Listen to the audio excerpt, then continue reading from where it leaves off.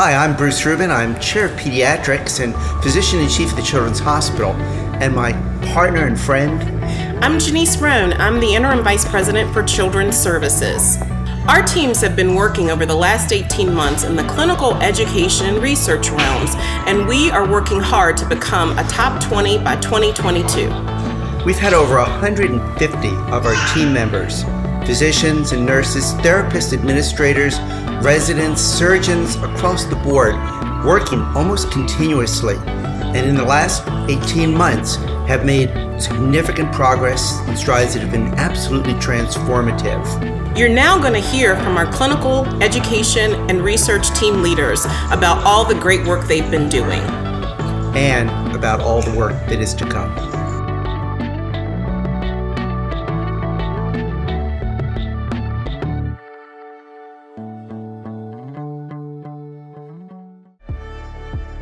We implemented sepsis huddles, we implemented sepsis screenings, we're looking at mortality rates in children that have had sepsis, and over the last several months we've really been able to make an impact on our observed over expected mortality rates. The second thing we were working on is our Quiet at Night project. What that entails is allowing children who have a PEWS of 0, 1, or 2 and meet a few other criteria to have the privilege of sleeping through the night without being woken up to do vital signs.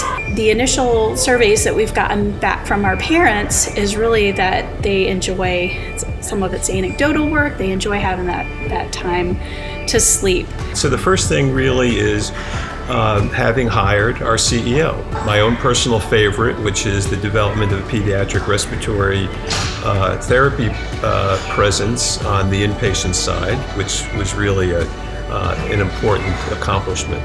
The other important accomplishment over the last 18 months or so has been the establishment of the Family Advisory Council and its increasing input into what some of the decision making that's being done around here at CHOR.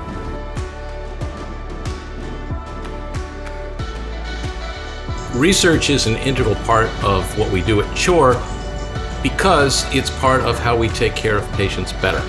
So we've been doing research with genetic diseases such as muscular dystrophy. And that's going to be something that we will be doing more of in the future as new treatments for diseases that were fatal in the past are going to be coming on board, and we'll be at the forefront of making them available to the patients in Central Virginia and beyond.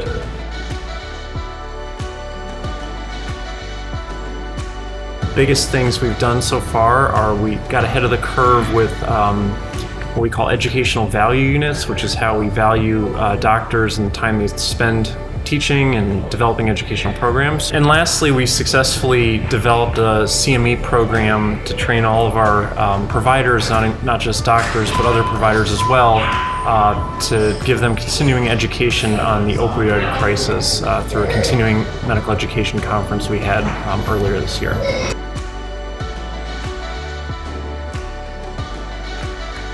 I know how hard our teams work, how devoted they are each and every day.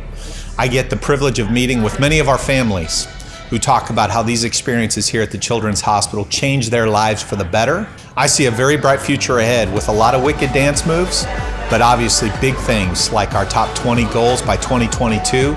Another very important thing that I want us to focus on are the relationships in the community, the work with our pediatricians and other key providers in this community. It takes all of us, and I see a lot of great work ahead with our sustainment strategy in the community and beyond as we look at the Commonwealth and the work we're doing. Thank you.